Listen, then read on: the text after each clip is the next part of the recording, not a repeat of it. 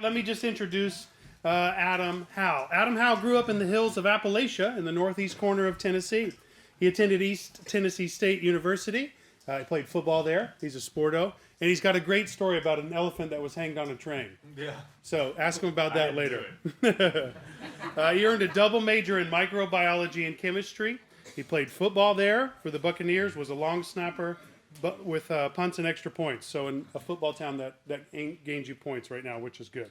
Yeah. Okay. While in college, Dr. Howell served as a college pastor, Boone Trail Baptist Church, and served in the on-campus college ministries. In addition to his regular teaching schedule, he's the author of Ruth, a guide to reading the biblical Hebrew, and co-author of Hebrew for Life, Strategies for Learning, Retaining, and Reviving Biblical Hebrew. Ruth, an illustrated Hebrew Reader's Edition, and illustrated First Kings in Hebrew. If you don't get a theme there, his passion is Hebrew. All right, so he understands all these things. He's on the editorial review board for Bulletin of Biblical Research, published articles in both academic and popular journals. He hosts the podcast and daily show of Daily Dose of Hebrew, of which there's an equivalent by Dr. Plummer, Daily Dose of Greek, and seeks to help students and pastors engaged in Hebrew Bibles for life. He's married to Liz. They have 4 children. He comes to us from the Southern Baptist Theological Seminary, from which I got a degree, so we're thankful for your work. They're up there in Louisville. He works both in Boyce College and the seminary, and he has a lot to show us. He's got about 50 minutes, and then we'll take time for questions, and then we'll get into read, sing, preach, pray, and see the Bible. Amen? Amen. That was my quick prayer. Let's do it. Yeah, great. All right. Well, it's good to be with you this morning. I'll just go ahead and identify the elephant in the room. I don't have a coat on. I was debating whether you would be able to take me seriously as a professor without a sport coat. And then I got online and saw what your staff wears. And I honestly thought about gym shorts and a t-shirt this morning. But, I decided to tuck in and, here we are. So, all right. Well, that was good. And the other elephant in the room is that this guy up here's got shorts on. My watch says 39 degrees. But I once went to Colorado in December without a coat, and it was cold. Yeah. So, all right. Let me get, I'm thinking of this time as classroom, okay? So, I'm a professor. I'm not giving you a sermon. It's not super polished. I've got notes, I've got lots of notes, I've got lots of slides, but I just want to have conversations about these things with you. And I'm thinking mainly along the lines of the historical and cultural backgrounds to the stories of the patriarchs. So we're looking at particularly Genesis 12 through 50 is kind of where we're thinking here. So if you have questions about Genesis more broadly, just know that my mind has been in 12 through 50 a little more specifically. But I want to get just a little bit of a lay of the land here. How many of you, who can name the patriarchs? When we say the patriarchs, who are we talking about? Go ahead. Abraham, Isaac, and Jacob primarily. Some people would add Joseph in there as well, and maybe some others, but Abraham, Isaac, and Jacob primarily. Anybody have an idea on the historical timeline that we're talking about with the patriarchs? I'll give you some very specific dates for the patriarchs here in a little bit, but anybody got a general timeline? 2100 BC, yeah, which puts us at the beginning of the Middle Bronze Age. And I know you're like, wow, Middle Bronze Age. I'll show you a timeline where it fits in. Right after Stone Age, I won't make any jokes at this point. Yeah, thank you. I didn't even have to make the joke. Yeah. I've already mentioned to you the section of Scripture, Genesis 12 through 50. And that kind of helps me with kind of knowing where we're at. So we're looking at Middle Bronze Age, Genesis 12 through 50, Abraham, Isaac, and Jacob primarily. That's the stories that we're looking at. Now, the first thing that I want to mention to you is just the idea of the historicity of the patriarchs. Let me stop real quick. Can you go back? This picture is one that I took. This is called Abraham's Gate.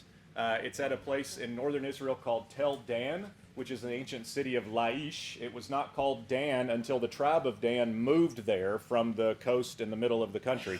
They moved there, called it Dan. But this is called Abraham's Gate. It's the oldest, one of the oldest gates especially with the archway here. Some pictures you'll see of this that are older, it actually is opened up, but the archway began to fall, so they actually filled it back in so that it would sustain that arched gate. There's another one of these at Ashkelon in the Philistine territory, just north of modern Gaza, that these arched gateways. So an interesting piece there that is directly related to Abraham as he came into the land through Dan. This is called Abraham's Gate, and probably was there when Abraham was there. So there you go. So historicity of the patriarchs. What we mean by historicity is like, are the patriarchs even historical? Are they even actual historical characters? And I know that most of you probably aren't asking that question, but most of modern scholarship is attacking that question to say the patriarchs didn't even exist. I have history of Israel books on my shelf that don't even start until the time of David. And the reason for that is because at Tel Dan, the place where we were just looking, at Tel Dan, there's an inscription called the Tel Dan inscription, you guessed it, that mentions the house of David, very specifically, the house of David. And what that tells archaeologists is there was a thing called the house of David that the broader culture was aware of, so David apparently was a historical figure that we have extra biblical evidence for. We don't have any of that for the patriarchs. There's nowhere that we have something that says Abraham slept here, or something that says the lights will go out, or something that says, Jacob had breakfast at this table. Or we don't have those things for the patriarchs, and so the question of the historicity of the patriarchs comes into play. Were they even actual historical characters? And I'm not sure what's going on with the lights. I'm good. I mean, it doesn't. He's leaning against the switch. He fixed it. That's great. I mean, I am ready whenever, If you hear a trumpet, somebody tell me. All right, because we're in for it at that point. So I forgot where I was at. I'm easily distracted. There was a squirrel running around. We don't have this historical material for the patriarchs, and so that they're usually attacked. But here's why I want to comment on the historicity of the patriarchs. And a lot of what I'm going to do the rest of this time is to lay out for you some evidences that the patriarchs are actual historical figures, that what we read in the Bible is actually part of the culture that we see in other extra-biblical sources. Even though the patriarchs are not specifically mentioned, we know they're historical figures. And here's why it matters. The New Testament tells us that by faith, we are in Christ, children of Abraham. If Abraham was not a historical figure, then that means absolutely nothing. Paul was just bloviating about a foreign myth and a story. Does that make sense? And so, history matters to theology, or we could say it another way, theology requires history. If Christ is the culmination fulfillment of the promise of offspring to Abraham, if there was no historical Abraham, there is no historical lineage of offspring to Christ, there is no need for Christ, and all of our theology falls short. So we have to maintain the historicity of the patriarchs. We have to maintain that they were real people in real situations dealing with real issues, because that leads then to the second point here, third point on the screen, is that history becomes this paradigm for later generations. You see that later generations in the Bible are looking back to Abraham as the one whose faith spurred them on. And they find encouragement in that faith to then have that kind of faith. The same thing for us. If Abraham was a real guy, Jacob and Isaac are real people in real circumstances, real history, dealing with real faith issues, having to make real decisions about what do I do next and how is God working. We look back on these stories and we know the whole story. So it's kind of easy for us to say, Abraham, stalwart of faith, of course, because he knows Yahweh is talking to him. I'm not sure he always understood that exactly, because you and I don't understand exactly how God is working in today's situations. Does that make sense? So we look back at Abraham's faith, who probably in his real historical situation wasn't quite sure what was going on, but he knew God said go, and so he got up and went. And we can find encouragement in our faith through that as well. So the historicity of the patriarchs matters for both our theology and our lives, how we live. The next thing, what's the next thing on the slides here? What sources do we have for the patriarchs? What sources do we have? I mentioned David a minute ago with the Tel Dan inscription. We don't have anything for the patriarchs, and so what do we have? The Bible. Now, some people are like, well, the Bible doesn't work because it's ideological. It's biased. It's religiously biased. It's a religiously biased text, and so you can't use the Bible as historical evidence. And I'm like, well, everything that has ever been written is biased with the perspective of the author. And so I just tell students all the time, I'm like, we don't have to apologize for the Bible being our historical record of the patriarchs. And if that makes me an old fuddy-duddy, I'm okay with that. If the rest of the academic community is like, hey, you use the Bible as your only source for the patriarchs and you actually trust that that's true, yes. And that's my presupposition with how I approach the historicity of the patriarchs, and I'll admit that to you. But I don't feel like I need to apologize to that or for that. And so we turn to the Bible then as our source. Some scholars have pointed to large migrations of Semitic peoples out of Mesopotamia and into Canaan during the same timeline as the patriarchs, and kind of would make the argument, well, this makes a lot of sense then, that Abraham would be part of that migration. But the Bible never really portrays Abraham's migration from Ur of the Chaldees in Mesopotamia to the land of Canaan as part of a large migration of just cultural influence. The Bible portrays the story of Abraham as God saying, I want you to lead a nation and to be a people, and I will make you a blessing to all nations. It's a very unique situation. And so we don't see a lot of evidence of the patriarchs in extra-biblical sources, and we shouldn't expect to see them. We shouldn't expect to find them. If we someday find something archaeologically that says Abraham sat here, that's fantastic.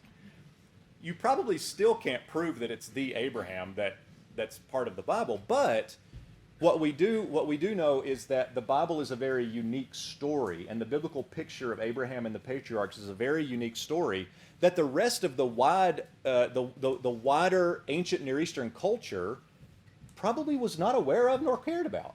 But what we see Abraham doing is something different than what the culture was doing. He's following God's call on his life. I think about this sometimes. Nobody knows who Adam Howell is. And that's fantastic. Nobody cares.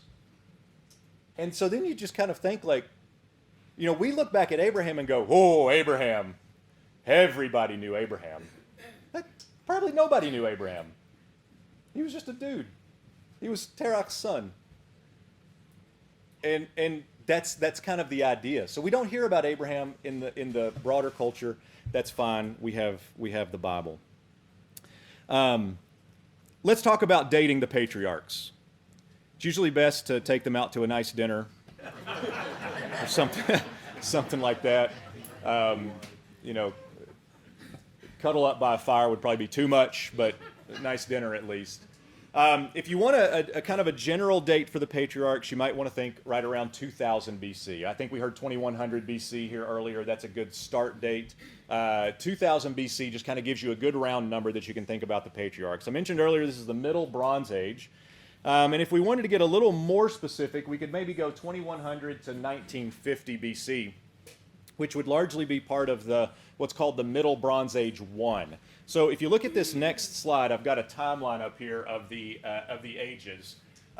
This diagram actually goes a bit further this way, but as it goes further, you have the Stone Age, which would include the Chalcolithic Age here that you see on the screen, and then it would be the Neolithic Age, and then the Paleolithic Age further back into history, depending on how you date the Earth. But if we go here with the Stone Age, this is where we get into the Bronze Age, and this Middle Bronze Age starts here. So that kind of gives you a perspective. When we get to the Iron Age, we're getting into David. Okay, so you can kind of mentally situate the patriarchs there in that Middle Bronze Age. I date the Exodus to 1446 BC, which would be just shortly after this Middle Bronze Age, but before the Iron Age. And then David is usually dated to around 1000 BC. So you can kind of situate that timeline right there for the patriarchs.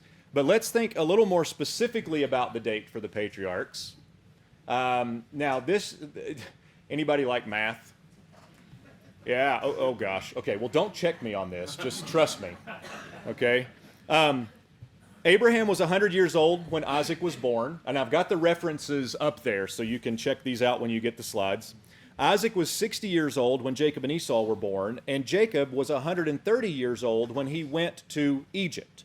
So these are biblical dates and years that we have. Add those up, you get 290 years from the birth of Abraham to the entry into Egypt. Okay? Now, if we keep going with this, go to the next one. The Israelites lived in Egypt for 430 years. So Exodus 12:40 there. From the time of the Exodus until Solomon's temple is 480 years. We know that from 1 Kings 6:1. Okay? I know you're like, what is even happening right now? Just stay with me here. 480 years. And so the reason we go to Solomon's temple is because that's a date that is fixed and we know. Okay, 967 BC for Solomon's temple. The 4th year of Solomon's reign, he began to build the temple, 967 BC. So now you take all these years and add them up, the 480 years to the Exodus, 430 years of the entry into Egypt, and the 290 years that go back to the birth of Abraham, and we get a date of 2167 for the birth of Abraham. So, happy birthday. I don't know what... I don't know. How much more specific? Yeah, I can't get more specific than that. Now, when we're talking about dates like this, we have to be careful about being so specific because there is some flexibility. We're talking about BC dates here. It's hard to know. But you can see and follow the biblical texts here that give us these dates. So the 2100 date is an excellent date for the time of Abraham. This would put Abraham's entry into the land of Canaan closer to around 2090 BC. So there's some specific dates for you that can kind of situate the patriarchs in that Middle Bronze Age, but also give you something that's a little more specific. Okay. The next thing that I want to do for you, let me see what this next slide. Oh yeah, look at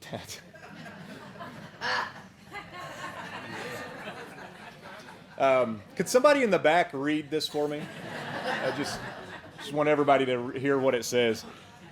This is what I want to do next is kind of give you this picture of what was going on in the ancient Near East. So from Egypt to Mesopotamia through the Fertile Crescent, kind of what was going on in the world at that time. That's this next kind of segment that we'll go through, okay?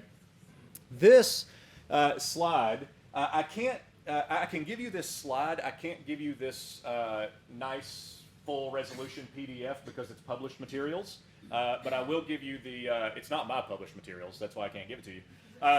But this is a 4,000-year overview of the biblical period. It begins at 3200 BC, and it lines up what's going on in the land of Canaan with what's going on in Egypt, with what's going on in Aram, which is Syria, Aram the Syrians. How else do you guys know Aram? The Arameans, Damascus. These are all the same place, just north of Israel. And then you've got Mesopotamia, and then what was going on in the east and the west in Greece or in the Far East at that time. So this is a fantastic timeline. The section that we're looking at with the patriarchs is outlined in the red right here. That's it in biblical history. And then if you go to the next slide, you're going to see a zoom in on this section that, again, gives us the patriarchs starting here. Now, you're going to see 1, 2, 3, 4, 5. Anyway. These are different timelines, different ways that people date the patriarchs. But again, I wanted to show you from Scripture that this first option, the 2090 patriarchal period in the land, is most helpful. The next slide, I want to land here. This one is difficult to see. This is from the Zondervan Illustrated Atlas of the Bible.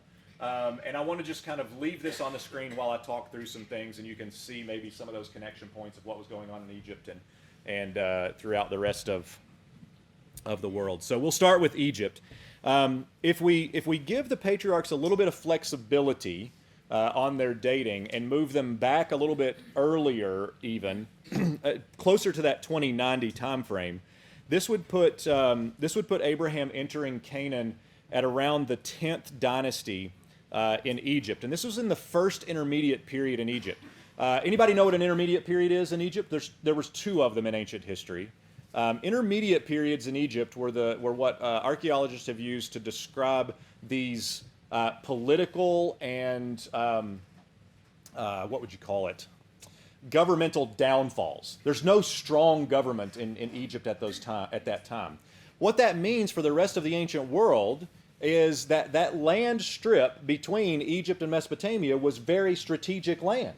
Whoever owned that land could control trade between these major superpowers, could control all kinds of things, and so that land was very strategically desired. But if Egypt did not have a strong government, and if the Mesopotamians did not have strong governments, then they didn't have the ability to take that land, and it was free for the taking. Now, this same situation actually happens, we're not doing Joshua, but this same situation actually happens with the conquest of Canaan, is that everybody else was occupied with their own issues, and that little strip of land called Canaan was available.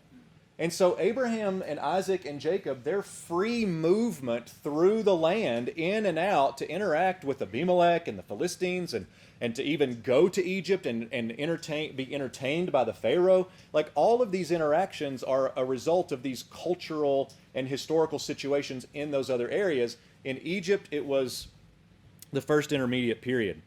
If we line up this chronology with the 10th dynasty, the pharaoh of the 10th dynasty was a guy named Wakari Akhtos III. You love that. I'll ask for a spelling of that later. Oh, shoot, it's on the screen. Okay. Well done. Never mind. I do this all the time. I'll ask students a question, and then I'll look, and it's on the screen. I'm like, good job. Pharaoh Wakari Akhtos is, some scholars argue that he is the author of a work, an Egyptian work called the Instructions of King Merikare, or the Instructions for King Merikare. Merikare was Wakari Akhtos's son, and so the idea here is, kind of like the book of Proverbs, he's giving instructions to his son on how to live. And one of the things that he mentions to his son in that work is to beware of the treachery of the Asiatics. And if you go to Egypt and you think, well, who are the Asiatics? They're the people who are in Asia, in the land between, in the land of Canaan. And you can't prove this, but you wonder if Abraham's duplicity with saying Sarah was his sister is what Wakari might be speaking about when he's like, hey, son, listen, beware of the treachery of the Asiatics. Those are some pretty wild guys up there. You can't prove it, but the timeline seems to work, and you kind of go, Okay, so this is the 10th dynasty, a weak time frame, perfect for when Abraham could have gotten there. If we move further in Egyptian history, still in the time of the patriarchs, we get to the 11th dynasty, and this was when the kingdom had kind of begun to rise out of the ashes of that first intermediate period. A pharaoh named Mentuhotep is the one who united Egypt again as a united power. There's a bit of a civil war between two groups within Egypt, but Mentuhotep united it again. But Mentuhotep did not have a great desire to expand. He did want to take land, and he had certain incursions into the land of Canaan, but he didn't want to take it as his own. He only wanted the commercial activity through it. So again, you don't have Egypt coming into a land where the patriarchs are free to move and saying, you're no longer free to move, this is ours. That didn't happen even into the 11th dynasty, so the patriarchs are still free to move. The next pharaoh of the 12th dynasty is Pharaoh Amenemhet. He moved the capital city from Thebes in the south to a town called Ijtawi, which is about 20 miles south of Memphis in the apex of the Nile Delta. What you have at this point is kind of the movement of the centralized government toward the Nile Delta in Egypt. It used to be much further south, but you're starting to move toward that Nile Delta, which is closer to the area of Goshen, where Jacob and his family will come. You've got that centralized government moving there. The last pharaoh that we will mention to you here is Pharaoh Senwosret III. And he was most famous for his campaigns into Nubia to the south, but also his movement toward Canaan. And again, he doesn't seem to be desiring to take that land as Egyptian land. He just wants the commercial activity through it. And so again, the patriarchs are free to move there. There are some execration texts in Egypt. Execration texts are the ones that would have been written on tombs and things like that afterwards. But there are some execration texts in Egypt that speak about Senwosret's interests in Palestine, and they actually mention some of the same place names that are mentioned in Scripture. So these place names seem to line up historically. The Egyptians were aware that Shechem was a place in Palestine. And so when we go to the Bible and we read about Shechem being in Canaan, there you go. We've got evidence that it's legitimate, okay? Now we're going to move next to the far side of the Fertile Crescent. Everybody still with me locationally? I'm drawing my maps backwards for you because I'm backwards. We're going to move from Egypt over through the land over to the far side in Mesopotamia. Okay, in Mesopotamia at the time of the patriarchs, we'd be looking at the third dynasty of Ur. I don't know if I can tell this joke. What'd you say? You can. Years ago, there was a Budweiser commercial that had the frogs in it. Yeah, and it Bud Wise. And so I can't say without thinking of that. There's another commercial here. Time out. This is story time now. There's another commercial of. Do you remember the one that they were like, "What's up? What's up? What's up?" There's one with a bunch of Jewish rabbis who are going, "Shalom, shalom, shalom." So anyway, those. Okay, y'all get it together now. Okay, this is getting out of hand.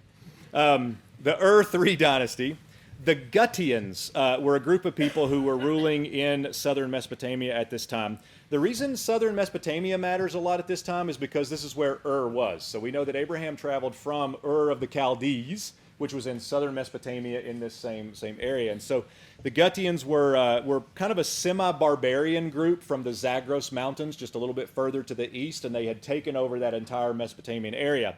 A guy named Ur-Nammu, if you're writing, if anybody's in the child-rearing years and want some names, these are good ones. Ur-Nammu, he revolted against the Gutians, and then he named himself the king of Sumer and Akkad. So you might have heard of the Akkadians. How many have heard of the Akkadians? Yeah, so this is kind of the Neo-Akkadian Renaissance, or the Neo-Sumerian Renaissance with Ur-Nammu, and he united all of Mesopotamia in this third dynasty of Ur. And it lasted for almost a century, and there were 5 kings who were part of this. Again, Ur-Nammu was not interested in expansion. He was very glad to just set up shop there in Mesopotamia and have a good, strong local system. He wasn't concerned about expansion. However, his son Shulgi, there's another good name, he ruled for almost 50 years, and he was interested in expanding his borders. I think I have a map here for this one. Yeah, so here's Akkad. Here is Ur in the south. You've got, I won't go through all of this, but here's this is, they spelled this a little bit differently, but the Gutians. Shulgi was interested, this pink here is his expansion. And so Shulgi was interested in this expansion. There are some sources that argue Shulgi may have been interested in or may have also conquered Byblos and Edom. Okay, now the reason those two kind of are of interest to us is because right here is Byblos, very, quite a bit north of the land of Canaan, but closer. And then anybody know where Edom is? Southeast of the Dead Sea.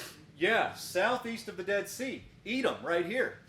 So if Shulgi had come this far, look at what he conquered. Far north, far south, you still have freedom of movement for the patriarchs within the land. Okay, so Israel, the patriarchs were certainly not a major superpower by any stretch. They were individuals. When they go to Egypt, they were a whopping 70 people in all this history, a whopping 70 people. But you've got all these major superpowers that had the ability to control them and to control the areas they were in, and yet they never did. It's a fascinating history when you think about everything that was going on. If we keep going in the timeline, in Mesopotamia, we get to the Amorites, who ruled Mesopotamia from 1950 to 1800. When the Amorites came in, they were a Semitic people group, and they kind of dispelled any sort of localized, centralized government. And so this is the point where Mesopotamia reverted back to independent city-states. Okay? So let me situate this for you, and I might be redundant here later on, but let me situate this for you because it's going on in my mind. When Mesopotamia gets linked back to these individual city-states, everybody with me? They're kind of loosely federated. You remember the story in Genesis 15 when the kings from Mesopotamia come and they fight at the Valley of Siddim? They're the ones who take Lot, these 4 kings. These 4 kings are all from Mesopotamia. This is the only time fitted in Mesopotamia's history that they were not a united, solid, strong government. When the Amorites came in, they reverted back to these independent city-states. This is the time that fits the historical situation for when those kings would gather together and then come into Canaan and try to do something. After the Amorite city-states is when you have Hammurabi, who comes into Mesopotamia and begins to localize that government again. Hammurabi is the precursor to what we will know to be the Babylonians, who destroyed Judah in 586 BC. In fact, Hammurabi set up the Babylonian Empire. I have to be careful how to talk about that because it's not the same Babylonians like in the book of Daniel or those sorts of things. Early precursors, but still, that's what Hammurabi does. And so, again, that situation fits the setting. Now, here's the point that I want to give you. Here's what I want you to take away from all of this. What's going on in the rest of the world. I've mentioned this multiple times, is the idea that everybody's kind of interested in their own things, and it leaves that land of Canaan open for free movement of the patriarchs, etc. Free trade among the independent groups that are there, etc. So that situation, here's what I want you to recognize. That situation is a result of God orchestrating the movements of entire political nations centuries before the patriarchs existed. Now let that sink in for just a moment. And like, we can look back on history and we can read and we can see that. But what you need to take away from that is, ask yourself, what has God been doing for the last 200 years with world superpowers in order to bring about His good purposes today through you and me? Because He's doing the same thing. If this is how God worked in ancient history, this is how God's working now. And He is always maneuvering the world for His good purposes. That is what He's doing. And if He's working and maneuvering situations such that Abraham can be given promises and can be given a land and he actually can go take it, what is God doing in the world today? And I'm not talking about politics right now. I'm talking about the work of God. So it doesn't matter what your political leaning is and who do you think the major world power is. None of that matters. What I'm saying is, whatever it is at any point in history, God is the one who has orchestrated that for His good purposes. And that brings us great comfort. That brings us great, there's a word that I'm not thinking of right now. Exuberance in missions. It's gonna work. Go to the nations and God is working, and He has been for centuries, so that you would come and meet that person in that country and share the gospel with them and they would come to know Christ. God has been working to make that happen. And I think sometimes in our historical moment we forget that. And so that's all of that background of kind of what's going on in the world at the time of the patriarchs. Abraham was living in that kind of faith. Like, I don't really know what Egypt is up to right now, but God said go. And so here I go. And there's a famine and I need food and they have it, so I'm going to go. And yeah, she's my sister. I shouldn't have done that, but you know.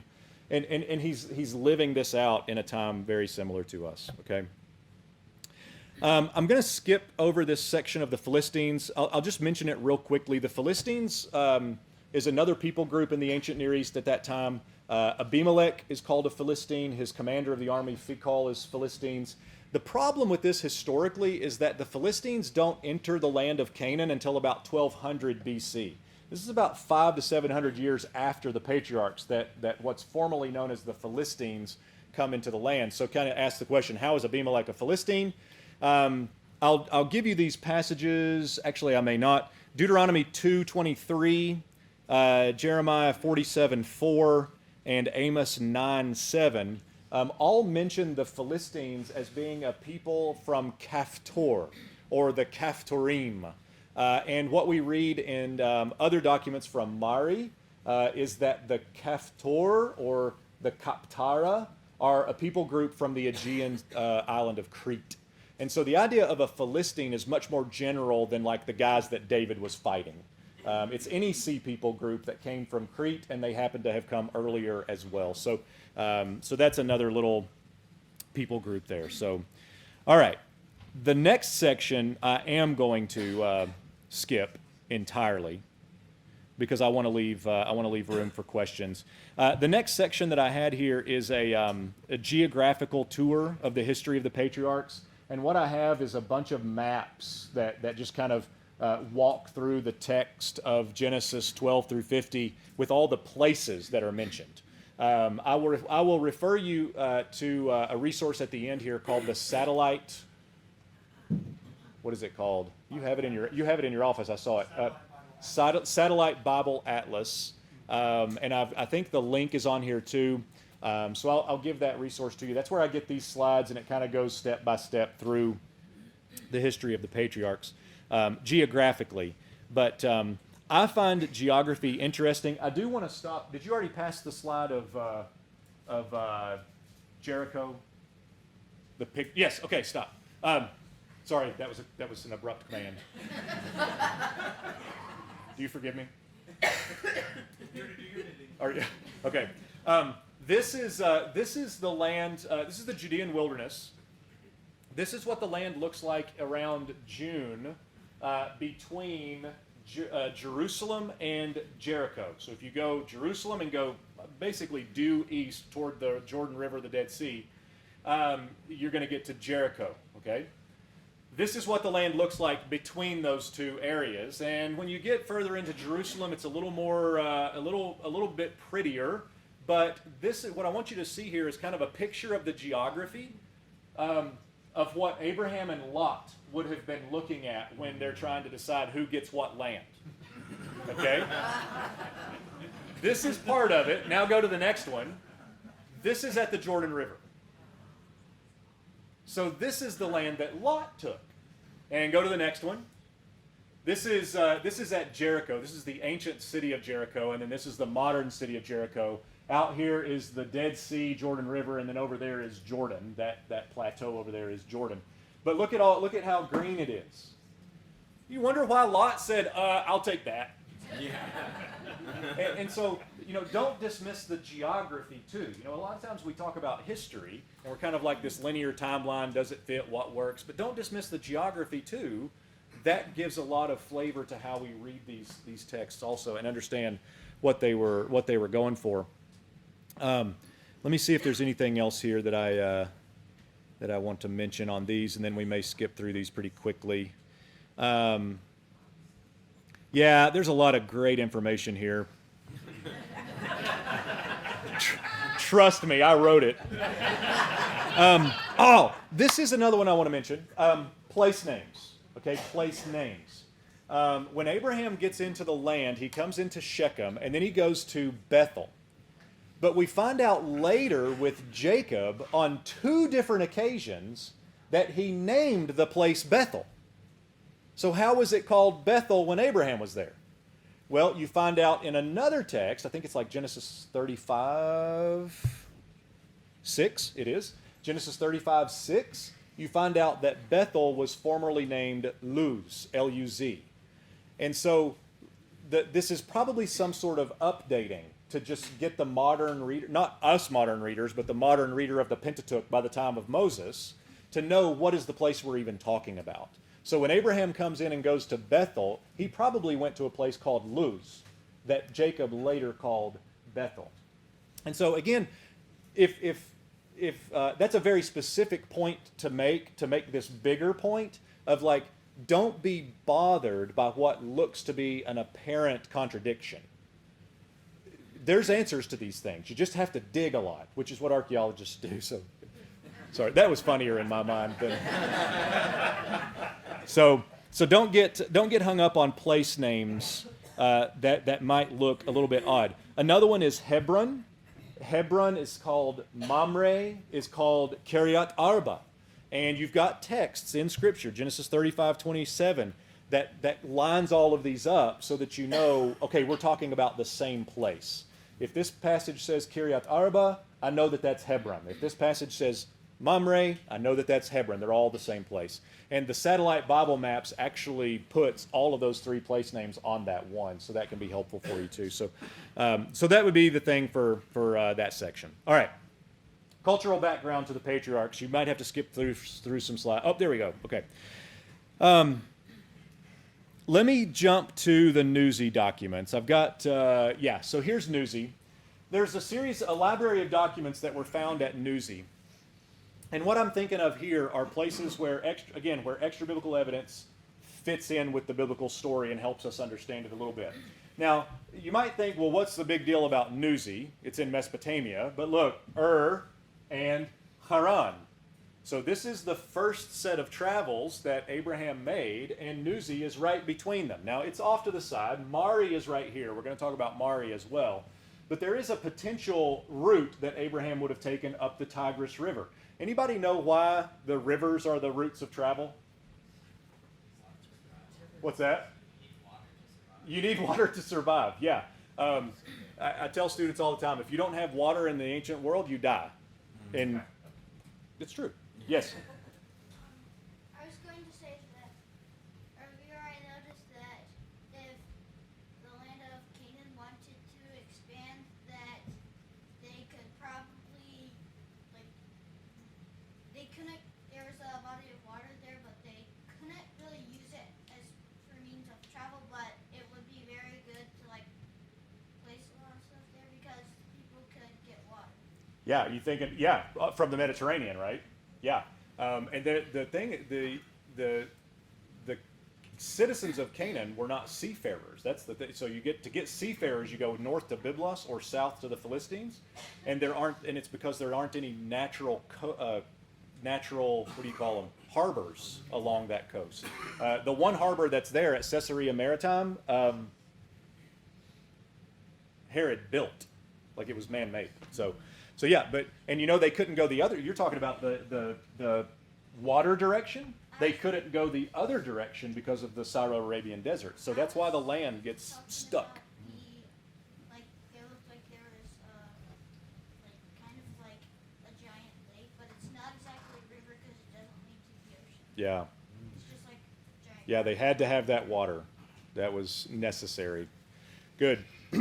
All right, so these Newsy tablets are found there. So let's skip to the next slide, and this is going to give you kind of an outline of what I want to mention. These Newsy tablets, there are stories or documents or treaties or variety of legal texts in the Newsy documents that actually connected all of these places. The first one is a barren wife providing a concubine for her husband. There are documents at Newsy that mention doing this. This is what happened. If the wife was barren, she would provide a concubine for her husband. Now,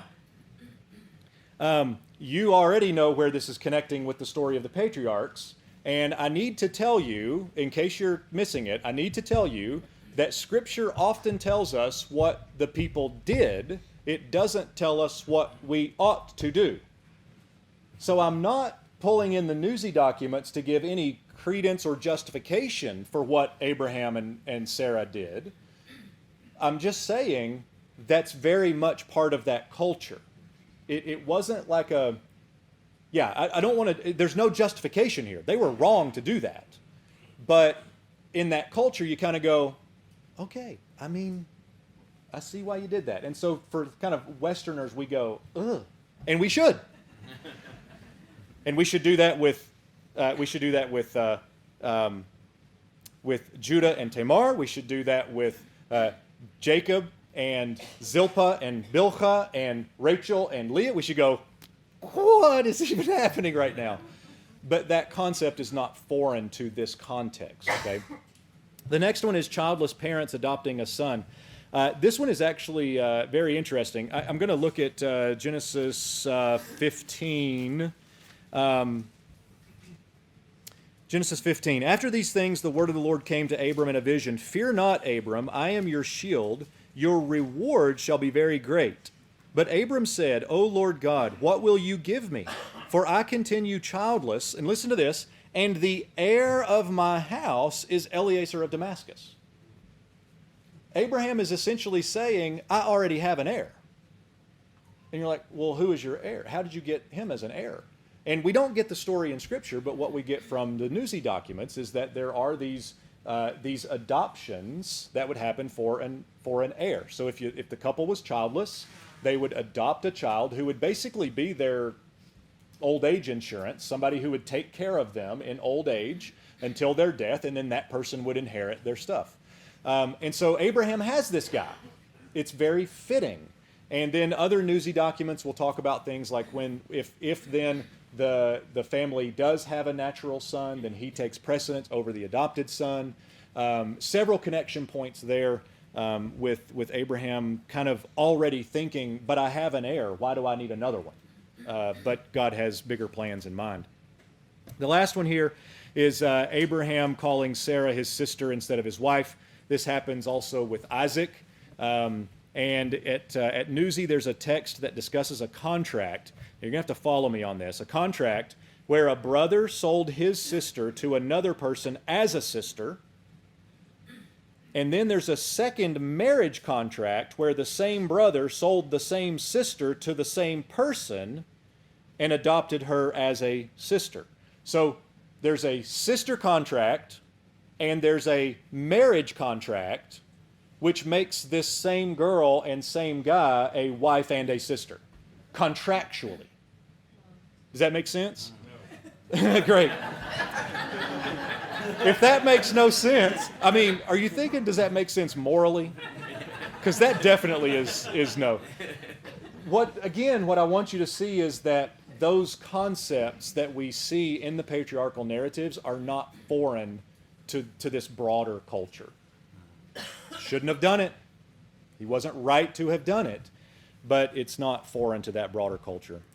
The next one is the Mari documents. I'll show you Mari on the map here again. All right, so between Ur and Haran, that first stint, so very much at home. There are about 20,000 tablets that have been found at Mari up to this date. There's only been about 3,000 of them that have been translated, so who knows what we will find with these Mari documents. Most of those are legal, economic, administrative texts and things of that nature. The biggest thing I want to mention to you about Mari is that we've got familiar place names. These names, these cities are all named in the Mari documents. And you might notice here Haran and Nahor. These were both family members of Abraham. And so you've got those names that are mentioned in the Mari documents. The descriptions of the way of life in the Mari documents talk about this semi-nomadic lifestyle where you're kind of moving from here, moving to there. If you remember in the patriarchal narratives, sometimes Abraham's in Hebron, sometimes he's in Beersheba, sometimes he's in Shechem, and he's kind of this fluid movement through the land. It's a semi-nomadic lifestyle because he was a pastoralist. He had sheep and flocks. So you had to move them to where there was stuff. And so that's what we talk about by the free movement of the patriarchs through the land. Same descriptions of lifestyle are in the Mari documents. And then lastly, the proper names. The proper names at Mari, this is a bit tangential, but they mention what we call these I or Y prefixed names. So something like Yitzchak, Isaac, that Y or I prefix, Yitzchak, Yaakov, Jacob, Yisrael, Israel, Yosef, Joseph, and then Yishmael, Ishmael. Right? So those names you all find in the Mari documents as well. They're not referring to the patriarchs, but you find those kinds of names. Again, just a commonality there. The Mari documents, yes. I didn't see who asked that. Yes, to the best of my knowledge, they are. And if I knew Canaanite, or Akkadian, which is the script that looks like a chicken has been dancing on a rock, I would try to translate some as well. But I have not gotten to that point yet. This next one is from Egypt. This is the Tell of Sanuhe. Sanuhe was this is an Egyptian document. Sanuhe was a court official under Senwosret, this pharaoh we've already heard about. And he actually overheard an assassination plot and feared that he would be assassinated himself, and so he fled. And the place that he fled from Egypt was to Canaan, the land of Canaan. And he tells stories about Canaan. He tells about seeing these nomadic groups who are herding their flocks all over the place. He talks about the place names like Shechem and Hebron. And he's all of this he's referring to matches exactly the time frame, exactly the same kind of cultural situation, but this one is from Egypt. So again, it's not a one-for-one connection, but there is overlap there. I've got a couple of more here that I'm going to have to skip, but it's all this kind of same time frame, this same kind of idea of saying everything we know from extra-biblical evidence supports the veracity of the patriarchs, the historical veracity of the patriarchs. And some of those things shed a little bit of light, whether it's geographical, why did Lot take this land, or whether it's contractual, a sister-wife. Some of these things that are kind of bizarre to us and still remain bizarre, we can kind of go, okay. So I'm going to skip down to the application points or some just takeaways here as we wrap up. So these are some things that I just want to kind of give to you as pointers, takeaways maybe. Have a map or a study Bible with you while you're reading these narratives. So many times we'll read these narratives and we're kind of like, what?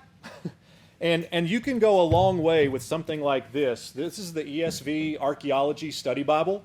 That's what this is study notes about history and archaeology and those sorts of things. And so have something like that with you while you're reading these narratives, and then you can even find places, you can have those notes to help you out, because again, the history matters, the historicity matters. Secondly, don't try to be an expert. I think this is, I've got some other options up there too, you'll get those in the slides. Next one, don't try to be an expert. Now, what I mean by this is, what do I mean by this? What I mean by this is sometimes we will approach these more difficult topics and think, if I can't know it all, then I'm not going to try to know anything. And what I want to encourage you to do is dive into the history, dive into the background, read about the cultural situation, and what little bit you do glean is going to build so that you now start to learn more and more and more that is helpful to the background, rather than thinking, if I can't know it all, or you open up a book like this and go, what? Like, don't try to be an expert. Pick up what you can, but be in it. It'll help you understand that bigger context. Next, God keeps his covenant promises and sustains his people through the brokenness of the world in which we live. Listen, the patriarchs were not the top standard of Christianity with their lifestyle. So many times, again, you're just watching them do goofy things. You're watching them do sinful things. And again, the Bible is telling us what they did. It's not telling us what we ought to do. But through all of that disaster, God is keeping his promises and sustaining his people. Quick example, do you remember at the end of the book of Ruth when the people are blessing Boaz and Ruth? May your children be like Perez. And if you go back and read the narrative of Perez, this is the situation with Judah and Tamar. You're like, excuse me? You want this child to be like that? He also says, may your house be like the house of Rachel and Leah, who together built up the people of Israel. Go back and read Genesis 30. Rachel, Leah, Zilpah, Bilhah. You're like, how many does it take to build up the children of Israel? And what the book of Ruth is doing is that these patriarchal narratives have become the testimony of God's faithfulness to his people in the midst of the disaster of human sinfulness. And so as you read through these narratives, remember that God is keeping his covenant promises. And then lastly, relating to the patriarchs and kind of their wait for God's promises to be fulfilled, I'm thinking here of Hebrews 11. By faith, Abraham went to the land looking for a better country.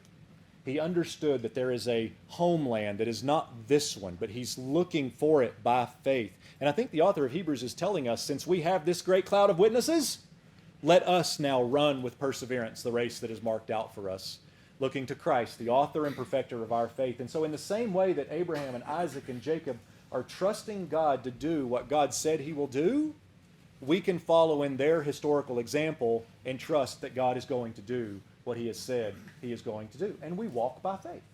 We don't know what it's all going to turn out to be. We don't know what it's all going to look like. But we are kind of waiting for that homeland in exactly the same way the patriarchs are doing. And so we walk by faith just like they did. Okay?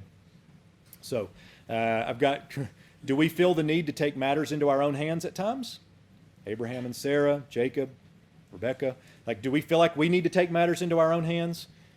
We can leave it to God. Do we trust God through sufferings and trials that are caused by others? Think about Joseph's story. We can look back at Joseph's story and say, God is doing something that we don't even necessarily see at the moment, and then walk by faith in that. So the last slide here are some resources. Just a couple here in addition to the other study Bibles that I have for you if you're interested in these. And again, you'll get these when the slides come out. These top two are just histories of Israel, so just kind of like walking through history. This one by Ian Proven and Long and Longman. The first maybe 104 pages of that book are some of the best explanations I've ever read on just understanding history. How do we understand history? How do we read history? Very, very good resource there early on. And then this is the Bible Backgrounds map. So some resources for you if you want those. So I left out about 18. No, I did leave out quite a few pages, but I do want to leave some time for questions here in the last few minutes. So if you have anything that's neither embarrassing nor hard nor difficult nor challenging, my name is Adam. That's a great. If you want to ask that is a great question. But no, I'm very glad to take any questions you have. So